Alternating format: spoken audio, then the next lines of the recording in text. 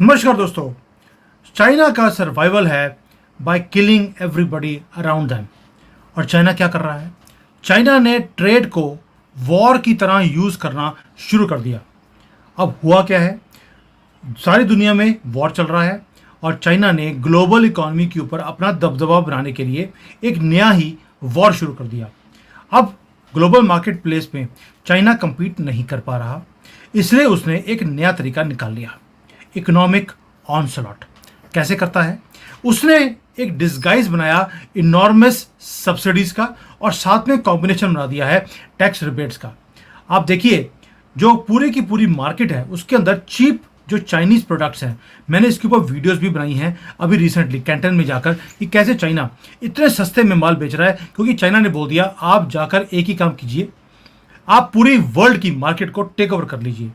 उसने कुछ मार्केट्स को पकड़ा है, जैसे कि इलेक्ट्रिक व्हीकल्स हैं, सोलर पैनल हैं, सेमीकंडक्टर हैं, इनको वेपनाइज कर दिया इन इंडस्ट्रीज को। और जो इंडिया है वो जैसे पूरी दुनिया अभी तंग है चाइना से, और भाई 80,000 रुपये की तो गाड़ी निकाल दी इन्होंने, 80,000 इंडियन रुपीज़ में। और इसलिए इनके एक्सपोर्ट्स बढ़ते जा रहे हैं, भारत के बाकी वर्ल्ड के जो एक्सपोर्ट्स हैं वो गिरते जा रहे हैं। अब चाइना की अप्रोच क्या है ये समझने की बात है। क्लियर एक आइडिया है चाइना का, हमने मोनोपोली बनानी है स्ट्रेटेजिक सेक्टर्स के अंदर, ताकि जो फॉरेन कंपटीशन है वो आहिस्ता आहिस्ता खत्म हो जाए और जो चाइनीज की डोमिनेंस है यहाँ के ब्रांड्स की या कंपनीज की, वो पूरे दुनिया में वो बन जाए। वही काम जैसे यूएसए और यूरोप करते रहे। अब इसमें हो क्या रहा है? यूएस और यूरोप ने रियलाइज कर लिया कि चाइना क्या कर रहा है। उन्होंने अपने टैरिफ्स को इंक्रीज कर दिया, यानी कि उन्होंने बोल दिया कि चाइना धांधली कर रहा है, हम इनके ऊपर एंटी डंपिंग ड्यूटी लगाएंगे या इनके ऊपर एक्स्ट्रा टैक्स लगाएंगे। वो तो फाइट बैक कर रहे हैं। भारत ने भी साइड पे खड़े होकर देखा कि पहले तो कि चाइना कर क्या रहा है। हमने कई चीज़ों के ऊपर बैन लगाने की कोशिश करी है, बट चाइना कोई ना कोई नया रास्ता निकाल ही लेता है।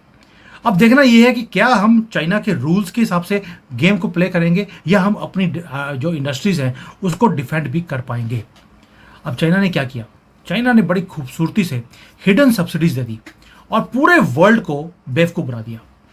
दोस्तों, चाइना का जो टैक्स रिबेट है वो 400%, 400% इंक्रीज हो गया है। ये रिबेट्स हैं, मैं समझाऊंगा क्यों है। और ये जो बड़ी इंडस्ट्रीज हैं इसमें ह्यूज बेनिफिट्स जो गवर्नमेंट है वो दे रही है in the name of tax refunds. इससे क्या हो रहा है कि जो एक्सपोर्ट्स हैं इनके, ईवी सेक्टर्स हैं, सेमीकंडक्टर हैं, वो बढ़ते जा रहे हैं। और जो चाइनीज़ प्रोडक्ट्स हैं वो हर कॉन्टिनेंट में, हर कंट्री में, हर गली में आपको मिलते हैं। और जो दूसरे कंट्री के मैन्युफैक्चरर्स होते हैं वो उस प्राइसेस को मैच ही नहीं कर पा रहे। जो बड़े प्लेयर्स हैं जैसे जापान के बड़े बड़े ब्रांड्स हैं, उन्होंने अलार्म बेल्स लगानी शुरू कर दी हैं कि चाइनीज़ टैक्स रिफंड्स, वो सब्सिडीज भी दे रहा है चाइना और टैक्स रिफंड के नाम पर पैसे भी वापस कर रहा है कंपनीज को, ताकि चाइना का जो इकोनॉमिक सपोर्ट सिस्टम है वो साथ में लगकर इस पूरे नेटवर्क को मैनिपुलेट कर रहा है। करेंसी के ऊपर ऑलरेडी चाइना ने अपनी मैनिपुलेशन करनी शुरू कर दी है। गाड़ियों के अंदर आप देखिए सब्सिडीज का हिसाब कितना है। इतने बड़े बड़े ब्रांड हैं यहाँ पर, सबको सब्सिडीज दी जा रही हैं और लोगों को समझ नहीं आ रहा करें क्या। सबसे बड़े बेनिफिशियरी इनकी जो सबसे बड़ा ब्रांड है BYD, भारत में भी इस कंपनी ने अपनी गाड़ी को लॉन्च कर दिया। पहले तो हम इसको बैन कर रहे थे, बट बाद में ये दोबारा से आ गया है।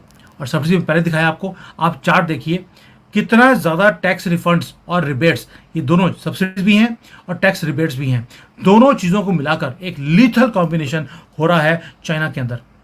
इसी को बोलते हैं इकोनॉमिक वॉर, और चाइना ने ये शुरू कर दिया है। ऐसे ही इनके प्राइसेस इतने कम नहीं हैं।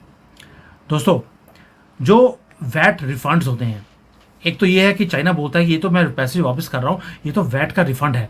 क्यों है समझाता हूँ भाई आपको। और ये तो एक स्टैंडर्ड प्रैक्टिस है पूरी दुनिया में, चाइना ने बोल दिया, इसलिए आप हमें कुछ बोल नहीं सकते। लेकिन अगर इनके नंबर्स देखेंगे आप, नंबर्स में क्या हो रहा है कि चाइना के जो एक्सपोर्ट्स हैं वो 50% राइज कर रहे हैं पिछले 10 सालों में, लेकिन जो टैक्स के रिफंड्स हैं पिछले 2-3 सालों में वो 5 गुना बढ़ गए। यानी कि एक्सपोर्ट्स बढ़े हैं 50% और जो रिफंड है वो 5 टाइम्स बढ़ गया है। ये जो इम्बैलेंस है ये क्वेश्चंस रेज करता है कि क्या ये रिबेट्स एक्चुअली सब्सिडीज हैं, सिर्फ रिबेट का नाम दिया गया है। यही चीज हुआ है।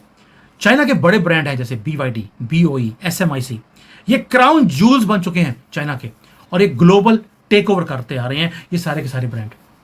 दोस्तों, चाइना का मैं बार बार बोलता हूं, इनको नीचे गिरना इतना आसान नहीं है, ये इतनी जल्द आसानी से ये गिर नहीं सकते। कॉरपोरेट ब्रांड्स बनाने शुरू कर दिए, ग्लोबल मार्केट ब्रांड्स जो चैंपियंस हैं अपनी अपनी इंडस्ट्री के। अब आप देखिए, BOE है, वो बहुत बड़ा एक टेक्नोलॉजी का ग्रुप है। BYD गाड़ियां बनाता है, और सेमीकंडक्टर में SMIC है। ये सारे के सारे लीड करते हैं। और जो BOE है वो तो LCD पैनल्स बनाने वाली दुनिया की सबसे बड़ी कंपनी है। उन्होंने एक साल में 60 बिलियन युआन उन्होंने रिबेट्स लिए हैं गवर्नमेंट से। वैसे ही एक और काम है, सॉरी एक साल में नहीं, 5 साल में। और वैसे ही एक और कंपनी है BYD, गाड़ियां बनाती है। उन्होंने एक साल में 37 बिलियन युआन रिफंड लिया है, रिबेट्स लिए हैं। टेस्ला को कम्पीट करती है ये गाड़ी, और टेस्ला की टेक्नोलॉजी को बहुत पीछे छोड़ दिया इस कंपनी ने। ये तो सिर्फ मैं जो रिफंड्स बोल रहा हूँ 37 बिलियन, साथ में 9 बिलियन के तो सब्सिडीज भी ली है। यानी कि BYD को एक ऐसा एडवांटेज मिल गया है कि कोई कंपनी इसके सामने खड़ी नहीं हो सकती।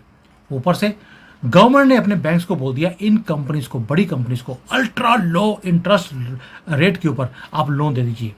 अब वेस्ट है, इंडियन ऑटोमेकर्स हैं, सारे के सारे इस डिसएडवांटेज में आ गए।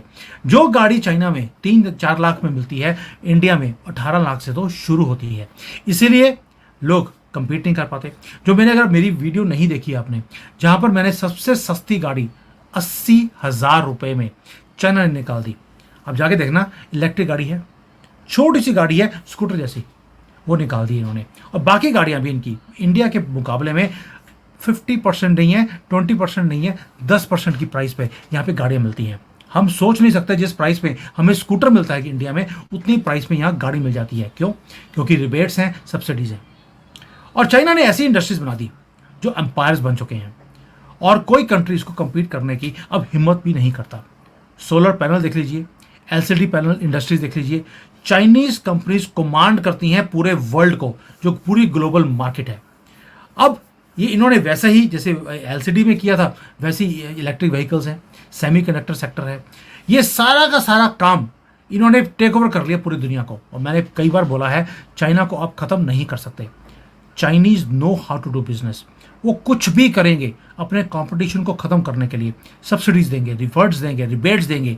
इस चीज़ों को करने से वो सारे वर्ल्ड की मार्केट को टेक ओवर करते जा रहे हैं। मैंने पहले बोला, हाई टेक इंडस्ट्रीज के ऊपर चाइना की नज़र है। वो चम्मच बाल्टियां नहीं बनाना चाहते, वो गाड़ियों की जो पूरा का पूरा इकोसिस्टम है उसे टेक ओवर करना चाहते हैं।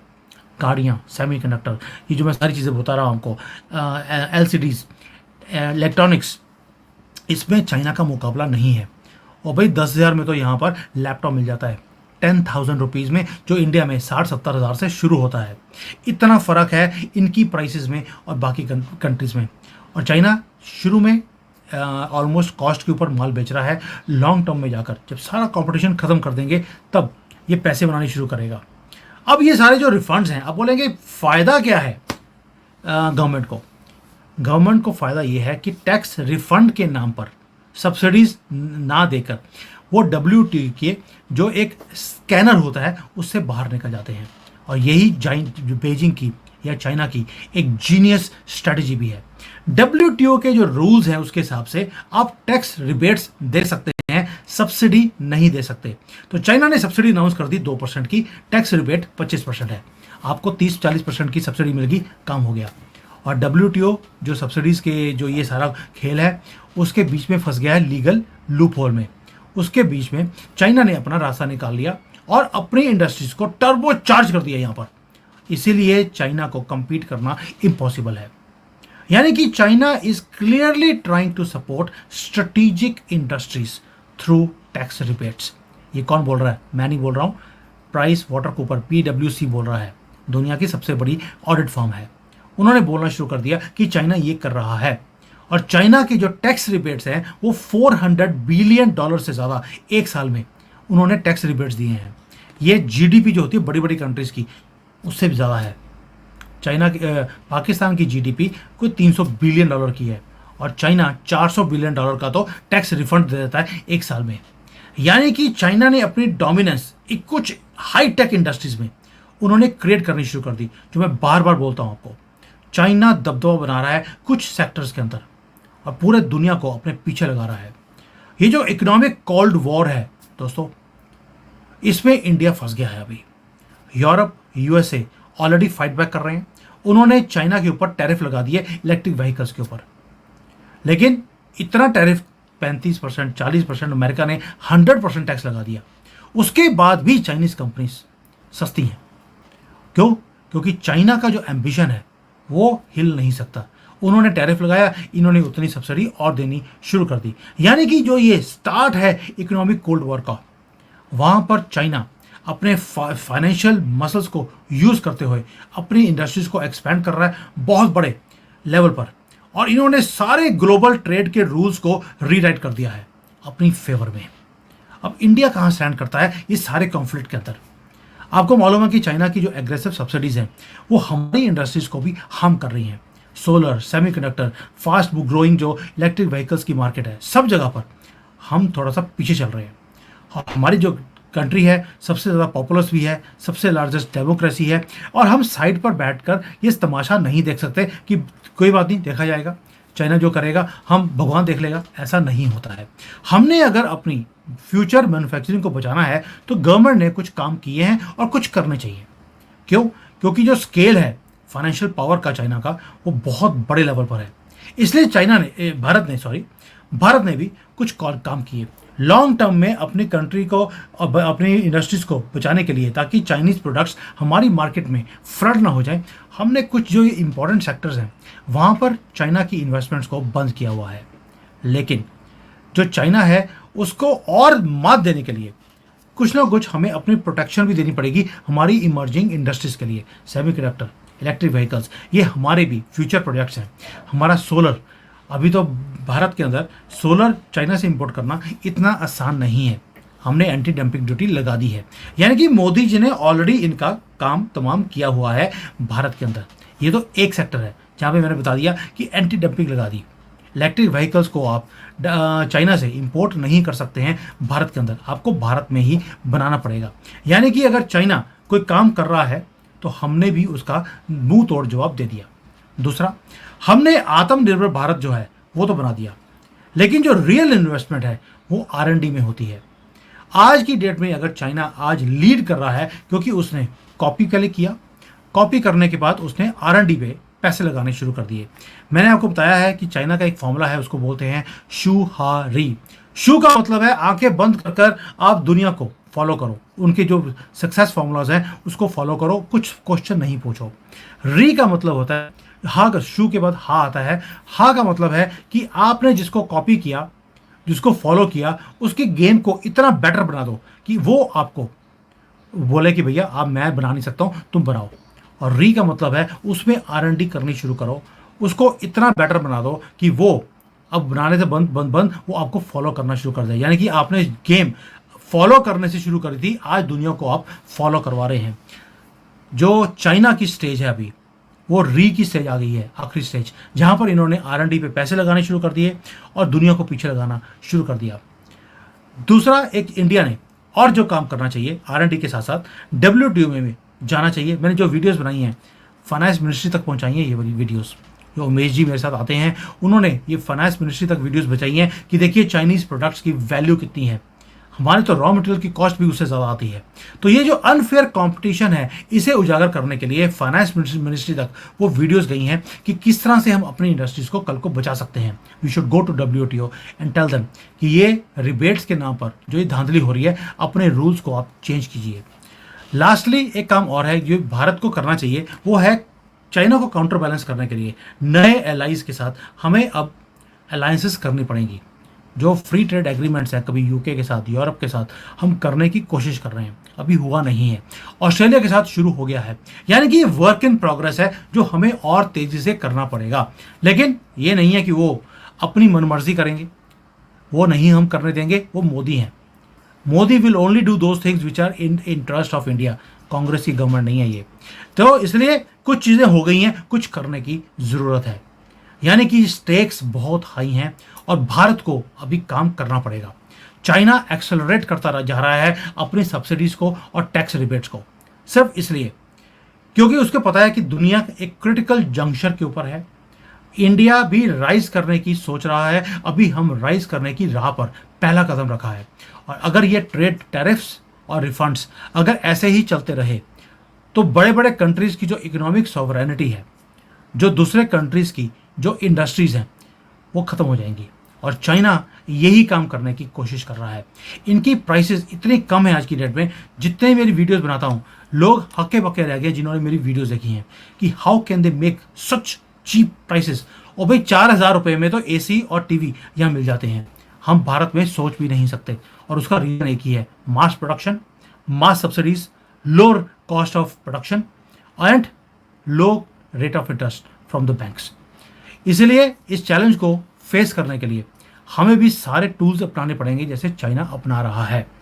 हमें रिफॉर्म्स भी चाहिए पूरी दुनिया में, लेकिन हमें नेक्स्ट जनरेशन इंडियन टेक्नोलॉजी हमें डेवलप भी करनी पड़ेगी, अपनी खुद की एक R&D सेंटर्स, अपने R&D कर कर। और जो स्टेप्स होते हैं दोस्तों, हमेशा बेबी स्टेप से ही बंदा आगे निकलता है, बड़े छलांग लगाकर हमेशा नीचे ही गिरने का काम ही होता है। चाइना के एम्बिशंस बहुत बड़े हैं, डोमिनेट करने के लिए क्रिटिकल इंडस्ट्रीज को पूरी दुनिया के अंदर। और भारत को अपने नए एलाइज आपको निकालने पड़ेंगे to fight back this dragon. Time to defend our independence is now, not after 5 years. So Modi ji, I hope you will understand my hidden message. Thank you. Jai Hind. Vande Mataram.